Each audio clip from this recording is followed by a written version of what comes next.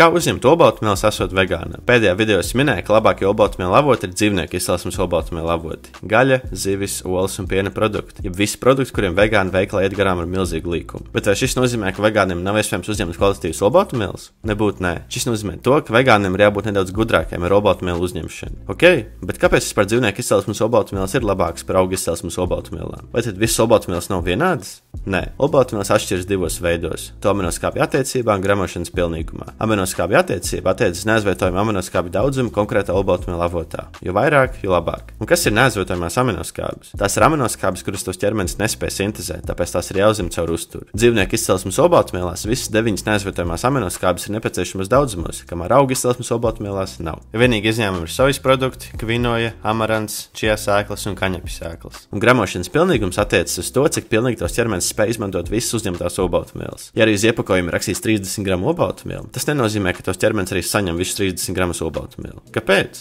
Šķiedrvielas, antinutrienti, sarežģītāka olbaltumvielu struktūra un sliktāka pieejamība gramošanas fermentiem – visas šīs lietas strādā kopā, lai aktīvi pasliktinātu olbaltumvielu uzsūkšanos tavā ķermenī. Ja visas filēs olbaltumvielu gramošanas pilnīgums ir 97%, tad pupiņu gramošanas pilnīgums ir 75%. Īsumā sakot, augu izcelsmes olbaltumvielas nav tik kvalitatīvas, cik dzīvnieku izcelsmes olbaltumvielas to sliktās aminoskābju attiecības un gramošanas pilnīguma dēļ. Taču ar šo nav jāsamierinās. Ja tu esi apņēmīgs, šo šķēršus tu vari apiet. Slikto aminoskābju attiecību tur apiet kombinēt dažādas augu izcelsmes olbaltumvielu avotus. Pupiņas ar īsiem, zemesriekas sviests ar pilngraudu maizi un auzu pārslas ar sojas pienu. Šie nepilnīgi olbaltumvielu avoti aizpilda viens otru iztrūkstošās neaizvietojamās aminoskābes, izveidojot pilnīgu olbaltumvielu avotu. Un slikto gramošanas pilnīgumu tu vari apiet vienkārši uzņemot vairāk olbaltumvielu. Ja tos mērķis ir 160 gramu, tad tu vari to paaugstināt 180 gramiem. Šādi uzņemsi gan visas neaizvietojamās aminoskābes nepieciešamos daudzumos, gan pietiekami daudz olbaltumvielas kopumā. Taču, ja vēlaties šo procesu atvieglot, es ieteiktu iegādāties vegāno proteīnu pulveri. Tie ekstra 30 gramu olbaltumvielu katru dienu tiešām atvieglos tavu dzīvi, it īpaši, ja vēlaties uzbūvēt muskuļu masu. Ceru, ka tev šis video noderēja un forši tev dienu.